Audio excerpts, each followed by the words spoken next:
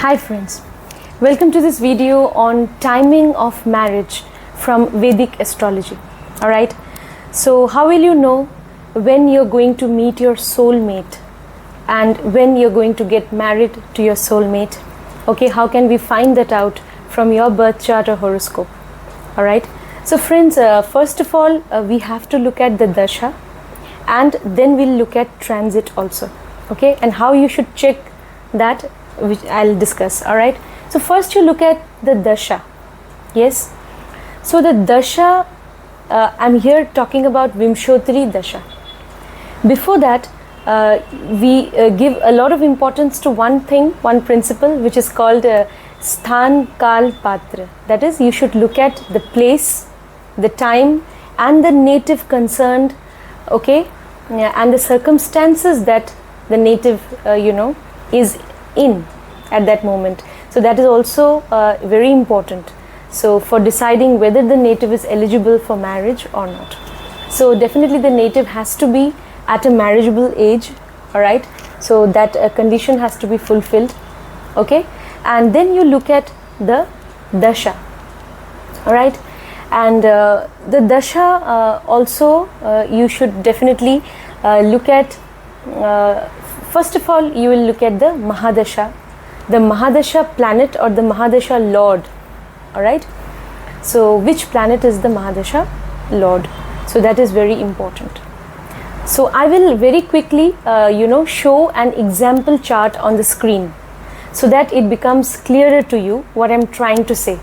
All right, so please don't miss that example chart, so it will be clear to you how you can determine the time of marriage. Okay, so just stay with me till I show the example chart.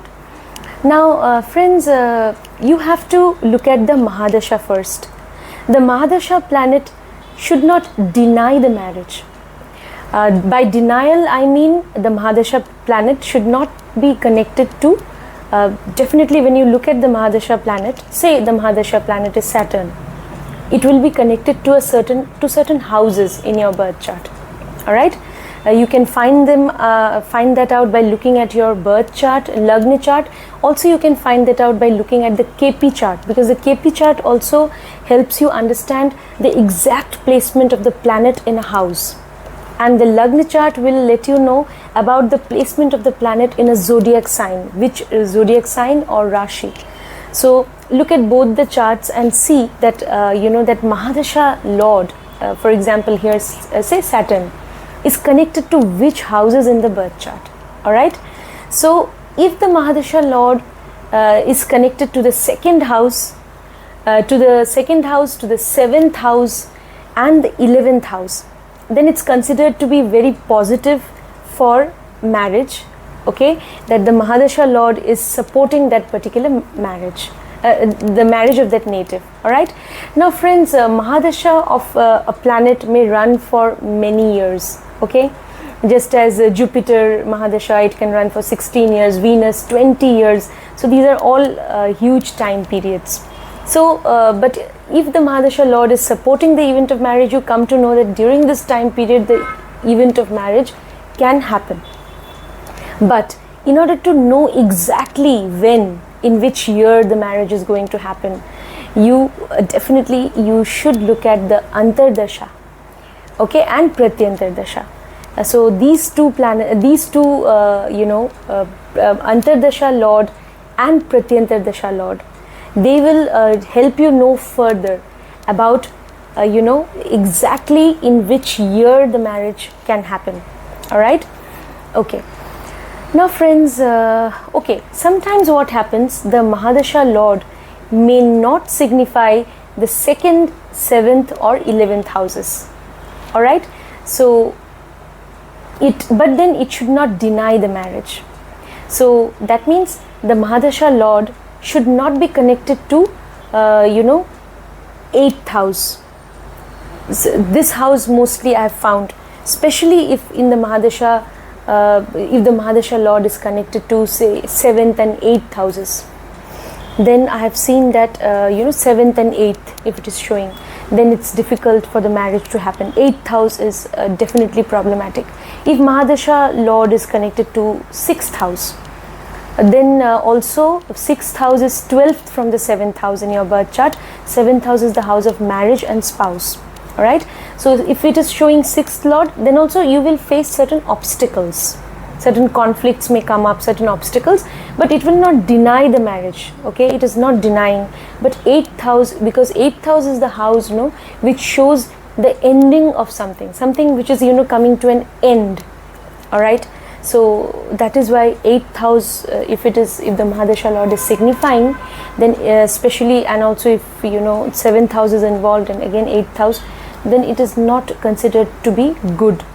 Alright, so yeah, so say if Mahadasha Lord is that time may not be favorable. Say if Mahadasha Lord is connected to certain houses which are like neutral or supportive, like 5th house, 9th house, they support the event of marriage.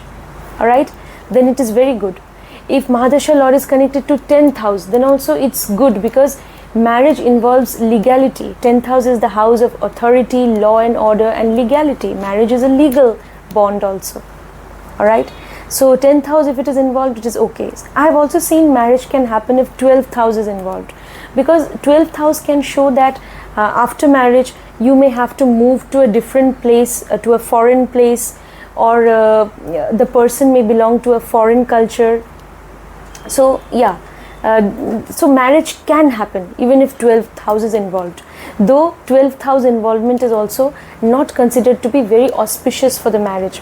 I've also seen that if the 7th house and 12th house are being shown by the Mahadasha Lord, then the marriage may happen, but later on there might be certain problems in the marriage. The relationship could turn into a long distance relationship. So if they're able to maintain, fine, otherwise somehow some distance sets in, and sometimes it can even lead to later on it may even lead to separation, but not in every chart. For that you have to look at various other things, how Venus is placed, how the 7th Lord is placed, so you cannot jump to any conclusion. But yeah, even the involvement of 12th house is generally not considered to be auspicious. But if 12th house is also involved, I have seen marriage can happen. Marriage can happen, yes, even if 12th house is involved. That I can tell you, I have seen it in numerous charts. Mahadasha Lord is connected to 5th house, 10th house, 12th house, the marriage happened. But the Antardasha Lord, if Mahadasha Lord is not connected to either to 2nd, 7th or 11th, then the Antardasha Lord must be connected to the 2nd house, 7th house and 11th house somehow. It should at least be connected to 2nd and 7th house. And then the Pratyantardasha Lord must be connected to the 11th house, because these three houses have to be there. Why, friends? Because 2nd house is the house of family. Alright. And when you get married to somebody, you are definitely, that person becomes part of your family. You become part of their family. So family is involved. And also why? Because and why 7th house? 7th house is by default, it's the house of marriage, wedding and spouse, and even partnership. And why 11th house? 11th house is the gain of your it is gain from everything, the gain of relationship, it is the fulfillment of your desires. So 11th house has to be involved. So then I have seen that suppose Mahadasha Lord is connected to certain neutral houses which are not negating the marriage, then you go to the Antardasha Lord. Antardasha Lord must be connected to the 2nd and 7th house. That's what I have seen. It has to be connected. In certain cases I have seen, in most cases it is connected to 2nd, 7th and 11th houses also. Alright, so but it has to be connected to 2nd and 7th houses. And then in the Pratyantardasha, so when you go to that period, the Pratyantardasha Lord must be connected to the 11th house, and it should not negate the event of marriage. Okay, the 11th house can be there, the 5th house, 9th house, 10th house can be there. It should not be connected to any house which negates the event of marriage, the Pratyantardasha Lord. Alright, okay. Now if you're wondering how to find out, you can you can use any softwares to come to know about your Vimshottari Dasha. There are so many softwares, there are so many apps which you can download on your phone. and you can easily find out. All right, okay. Now friends, after that what I'll tell you, so it's very important to look at the Dasha. The Dasha should somehow carry the promise of marriage, okay? Then the event can happen. After the Dasha, we should look at the transit also, all right? The transit also definitely will play an important role, all right, in the marriage, in the event of marriage. So look at the transit. Now, you have to look at Saturn's transit first. Saturn stays in one zodiac sign for 2.5 years. Now, Saturn, in which sign it is transiting in that particular, at that particular time when you're thinking of marriage, all right? So, Saturn is in which zodiac sign? Very important to see that. Also, Saturn will stay for 2.5 years in that zodiac sign. So maybe Saturn is transiting a particular sign in a particular year. So that sign is falling in which house of your birth chart? That you should see. And if Saturn is supporting the event of marriage, how will Saturn support? Why Saturn? Why Saturn's transit is important? Because Saturn is the planet of karma, and marriage is a karmic bond. Okay, so without Saturn's consent, or without Saturn's aspect, actually marriage cannot happen. Generally it doesn't happen. So Saturn, it has that power. Not just Saturn, even Jupiter. I'll come to Jupiter also very soon. But first you look at Saturn, whether Saturn is transiting. So Saturn has that power also too. But yes, first the Dasha, the Mahadasha or Antardasha should support Pratyanta Dasha. They should support the event of marriage. First condition is Dasha. Then you look at transit. If transit of Saturn and Jupiter, mainly these two planets, if they are also supporting the event of marriage, then definitely the marriage can happen. All right. So Saturn. Now, Saturn is connected to not just your prarabdha karma, which is seen from the 6th house, okay, your destiny, but Saturn is also connected, not just, Saturn is connected to rebirth. We know that because it is connected to your 8th house also. So, why you have Saturn placed in a certain house or zodiac sign, okay, that is also because of your past life karma, and that is why Saturn will be present in a certain placement, okay, so that in this life you are engaged in karma in a certain way. So the karma in your life is going to manifest in a certain way in this life, and that is going to be shown by Saturn in your chart. Okay, so Saturn is also connected definitely to your past life karma, and it is definitely a highly, we know that, karmic planet. It is a planet of karma, and marriage is a karmic connection. So Saturn should aspect the 7th lord or 7th house. Saturn generally has the 3rd aspect, the 7th aspect, or 10th aspect. So suppose in transit Saturn is coming, say, to the sign of Leo in somebody's birth chart, and Leo is in the 1st house ascendant, then from there Saturn will cast, it is sitting in the ascendant, and it is casting 7th aspect on the 7th house. Alright, so then we can say that the transit is also supporting the event of marriage.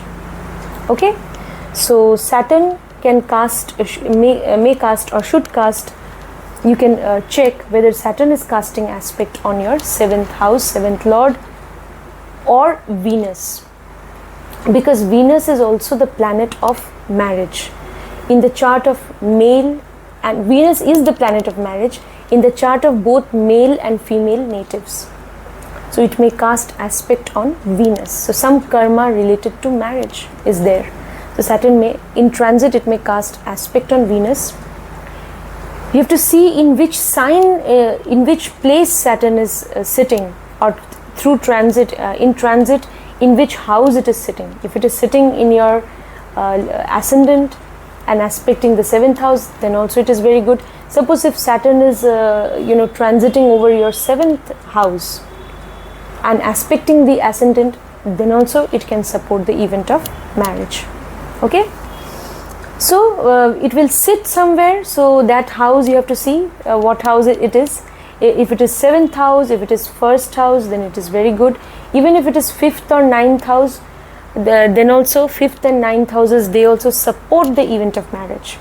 Alright, and wherever Saturn will transit in your chart, from there you should also look at Saturn's 3rd aspect, Saturn's 7th aspect and 10th aspect.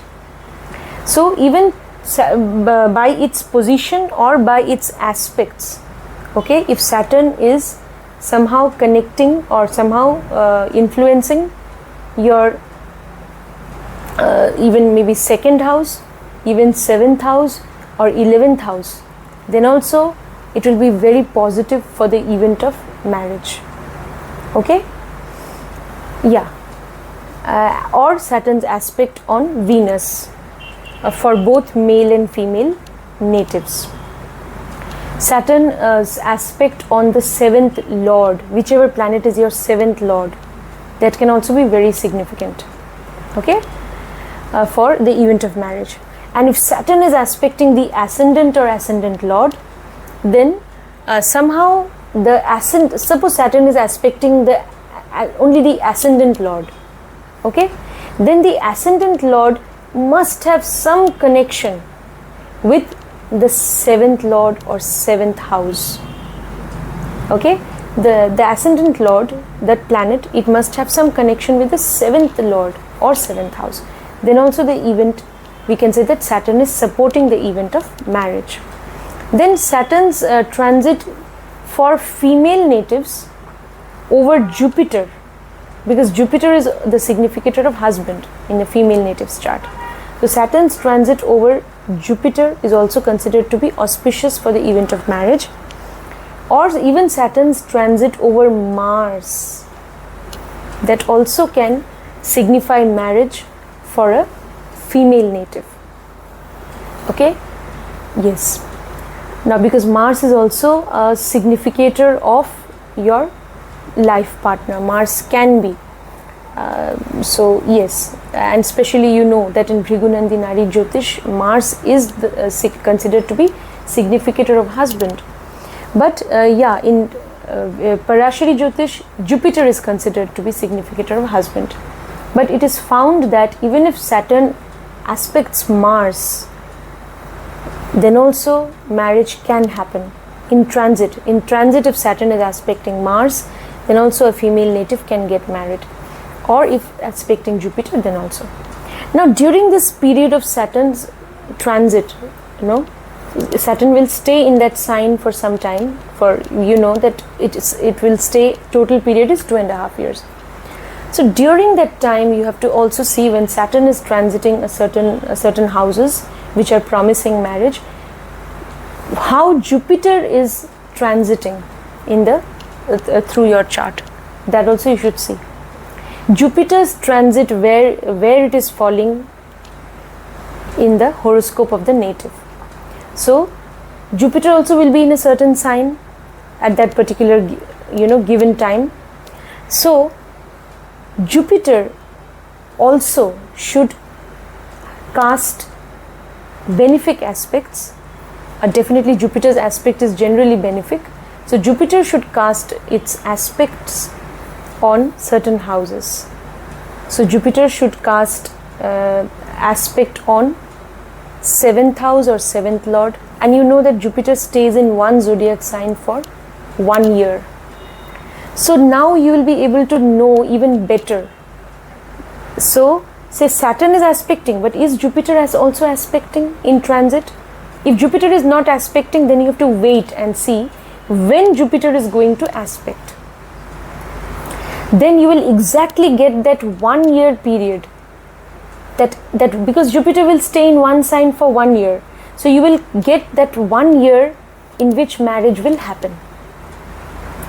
Okay, so Saturn, say first look at Dasha, then look at Saturn's transit, then at that very time you have to find out how Jupiter is transiting.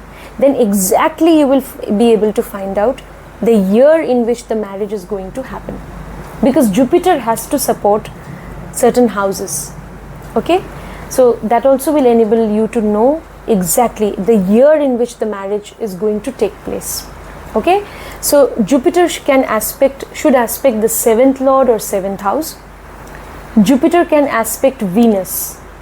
Okay, that is positive for both male and female natives, because Venus is the significator of marriage always.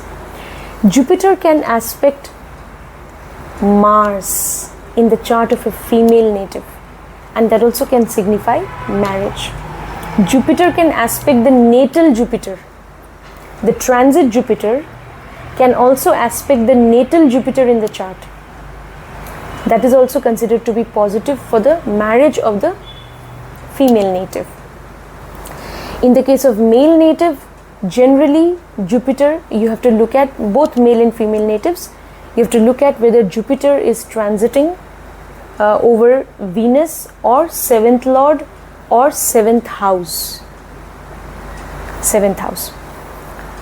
If Jupiter is transiting over the ascendant, okay, suppose Jupiter is transiting over the ascendant, it is in transit, it has come to the ascendant, then also it will be very good. Why? Because from the ascendant, Jupiter will cast 7th aspect on the, in transit, it will cast 7th aspect on the 7th house. So if Jupiter is transiting over the ascendant also, it is very good for the event of marriage. If Jupiter is transiting over the ascendant lord, then you have to find out whether the ascendant lord is somehow connected in the chart to the 7th house or 7th lord, or in transit also if the ascendant lord, because the ascendant lord is also a certain planet. Yes, so that planet also is in transit.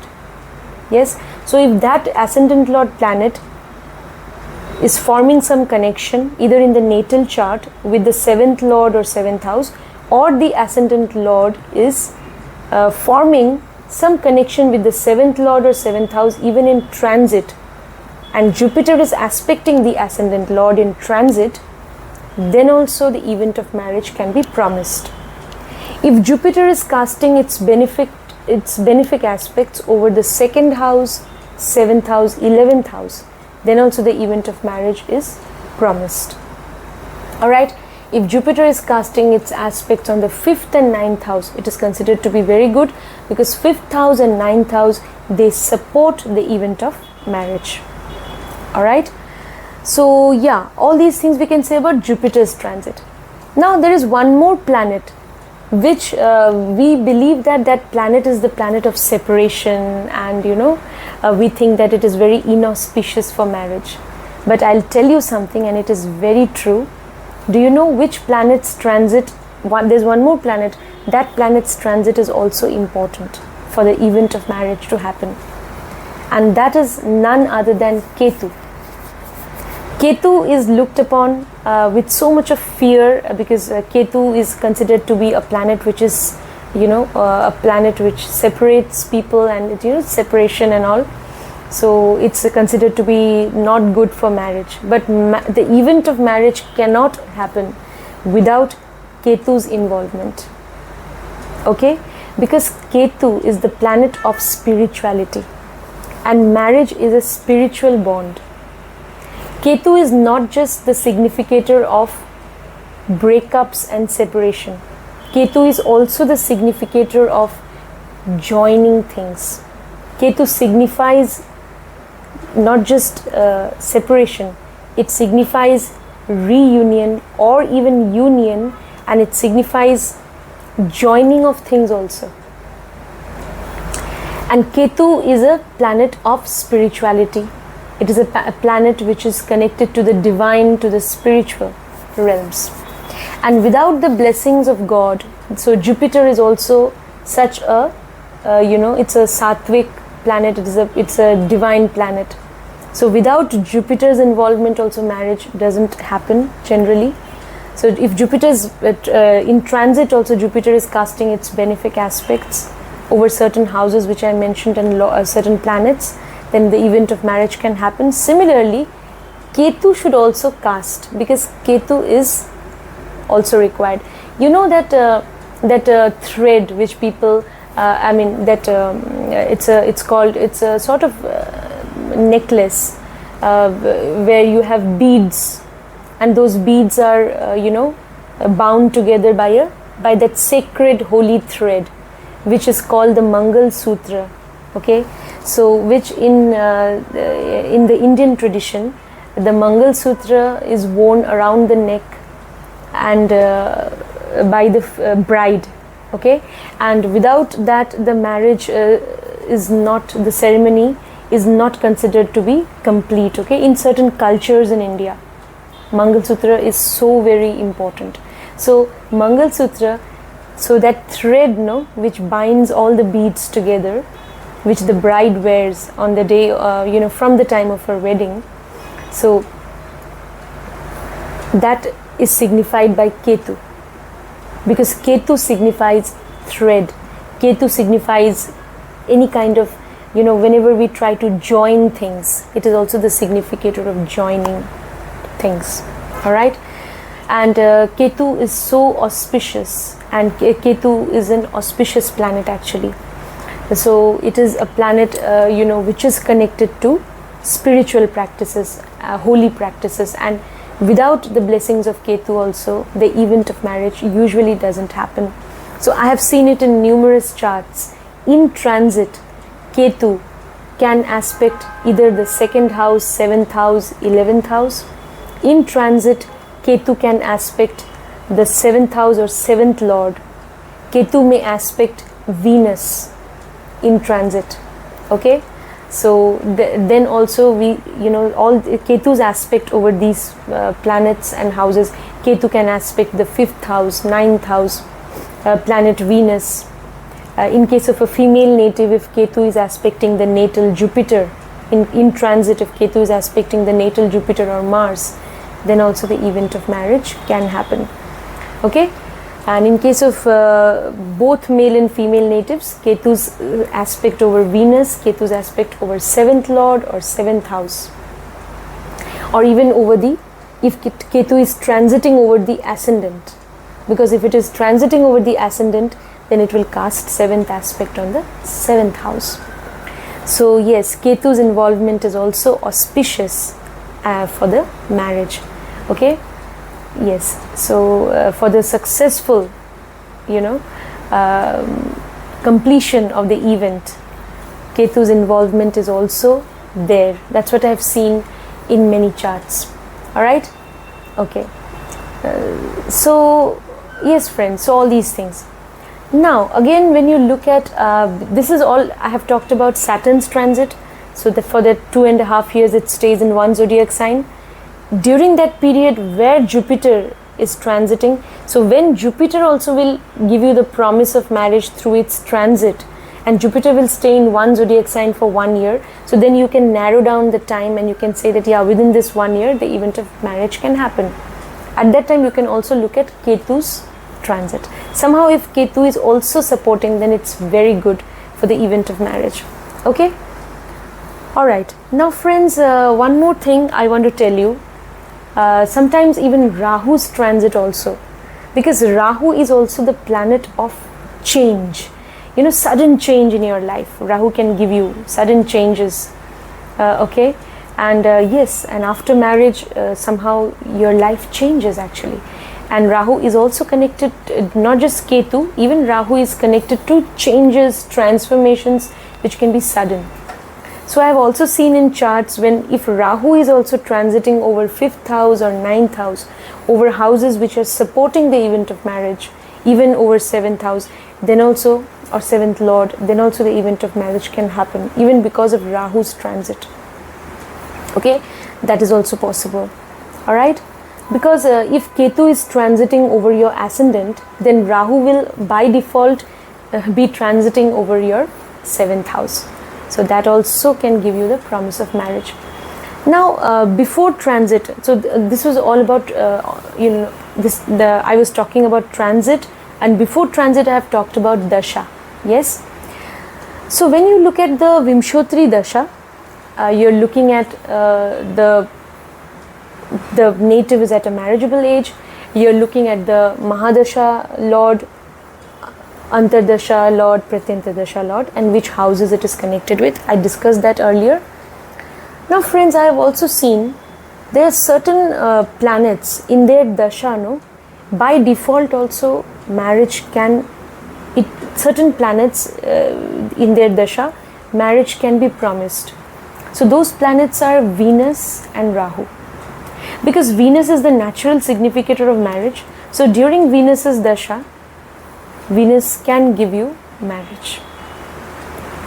It can give you, because Venus is that planet which carries with itself the promise of marriage, and you are running the Venus Dasha, no matter where Venus is placed in your chart.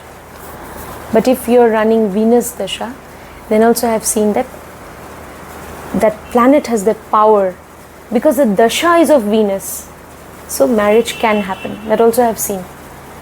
Okay, but yes, the houses which Venus is the Mahadasha Lord or Antardasha Lord, here I am mainly talking of Venus as Mahadasha Lord, it should not negate the event of marriage. Okay, the event should not be negated. Then what will happen, especially if 8th house is involved with the 7th house, then I have seen certain problems will be there in the marriage. Obstacles will come about. And even if, because it's a Venus Mahadasha, even if the marriage happens, it may not be successful, because 7th and 8th, if they are signified by the Dasha, it is not considered to be auspicious. Okay, then or else the person may go into a long distance relationship or separation. It may happen. Now, even Rahu, suppose you are running Rahu Mahadasha. Rahu is not connected to 2nd, 7th and 11th houses. It is not connected to any of these houses, but it can give you, it carries with itself the promise of marriage. So you can get married in your Rahu Mahadasha, because Rahu is that planet, no, which brings about a total, it can bring about a total change in your life. After marriage there could be change of place, your lifestyle may change, many things may change. So Rahu has that power of giving you marriage. So even during Rahu Mahadasha, marriage can happen. And even if Mahadasha Lord is not signifying 2nd, 7th and 11th houses, then also the marriage can happen. But yes, the Antardasha Lord, at least it must be connected to the 7th and 2nd houses at least, and in the Pratyantardasha 11th house also should come. Alright. So yes friends, that these things also you have to remember, that Venus Mahadasha, Rahu Mahadasha, they have the power to give you marriage. Now, yeah, so all these things I will quickly show you that chart now, which I wanted to discuss with you. Alright, so please go through that chart. Now it will be clear to you further, you know. So now I'll quickly take you to my screen. So here you will see that this is a chart of a female native. Alright, she is a Leo ascendant, and in the Lagna she has Sun, Mars and Venus. Okay, Saturn is in the 4th house. This female native got married in the year 2008, and her marriage has been a successful marriage also. Now this female native, she got married in that year, and she got married when she was running the Mahadasha of Saturn. Okay, now in the chart you can see that Saturn's dispositor is Mars, because Saturn is in Scorpio, and Saturn's dispositor is Mars, and Mars is actually also the significator of life partner in the chart of a female. Then Saturn in her birth chart is also the 7th lord, sorry, it's not this, yeah, it is the lord of the 7th house. Yes, okay. And Saturn's dispositor Mars is also in the ascendant. Saturn's dispositor is in the ascendant with Venus. So Venus signifies marriage. Okay, Saturn's dispositor is with Venus, which is the significator of marriage. And Venus also from the 1st house, it is aspecting the 7th house of marriage. Okay, and yeah, so during the Saturn Mahadasha, she got married. And it was also the Antardasha of Venus. So in the Venus Antardasha, okay, so Venus we know is naturally the significator of marriage, and here in her chart Venus is definitely aspecting the 7th house. And so she got married in the Venus Antardasha, and the Pratyantar Dasha was again of Saturn. The Pratyantar Dasha, it was again of the planet Saturn. So during that time she got married. Saturn Mahadasha, Venus Antardasha, and Pratyantar Dasha of Venus, and Pratyantar Dasha again of Saturn. So that was in the year 2008. Okay, in that very year, from transit also I want to tell you. So I just want to show you certain things on the screen, that Jupiter in that year, okay, Jupiter was transiting over. First let me go to Saturn. Saturn in that very year when she got married, at that time Saturn was transiting over Leo. So Saturn was transiting over Leo in her ascendant, and so Saturn's aspect was definitely, Saturn was in the 1st house, so where you already have Venus. So Saturn was transiting over Venus, Saturn was transiting over Mars, Saturn was transiting over the ascendant and also the ascendant lord. Okay, so definitely Saturn's transit supported the event of marriage. Okay, so even the 5th house and 9th house, they were in trine to Saturn's transit position, and also so we can say that Saturn is, and even Jupiter was in trine to Saturn's transit position, because Jupiter is in the 9th house. So it supported the event of marriage. All right, okay. Now in that very year when she got married, Jupiter was transiting. So you have to also see if Jupiter is also transiting over houses which are supporting marriage. So Jupiter was transiting over Sagittarius. So that means Jupiter was in her 5th house in transit. If Jupiter was in the 5th house in transit, then Jupiter from the 5th house was aspecting the natal Jupiter. Jupiter was aspecting the natal Jupiter in the 9th house. And again Jupiter was aspecting the ascendant lord Sun. Jupiter was also aspecting Venus, the planet of marriage, and Jupiter was also aspecting Mars. And Saturn in transit was in Leo in the 1st house. So Saturn was also casting 7th aspect on the 7th house of marriage. All right. And in that very month in which she got married, in that particular month, Ketu was transiting over Gemini. So Ketu was also transiting over her 11th house. Okay, and it was casting aspect on the 5th house. Okay, and Ketu was also casting aspect from Gemini. From that position, Ketu was also casting aspect on her 7th house. So we see that in that very month in 2008 when she got married, At that time Ketu was in Gemini, so Ketu is also supporting the event of marriage. Ketu's aspects are falling also on the 7th house and also on the 5th house. 5th house supports the event of marriage, okay, and we know that 7th house is Ketu's aspect on the 7th house is again auspicious for the event of marriage to happen. So this is the chart of that female native that I wanted to discuss with you. So friends, I hope you liked this video. So please do share, subscribe. If you want personal consultation, you can WhatsApp me. And friends, yeah, take care, and always remember that you need to have faith in the divine, have faith in God. You need to take care of your parents, elders, be kind to the unprivileged, be compassionate to all animals, birds and creatures. Thank you so much, friends. Take care.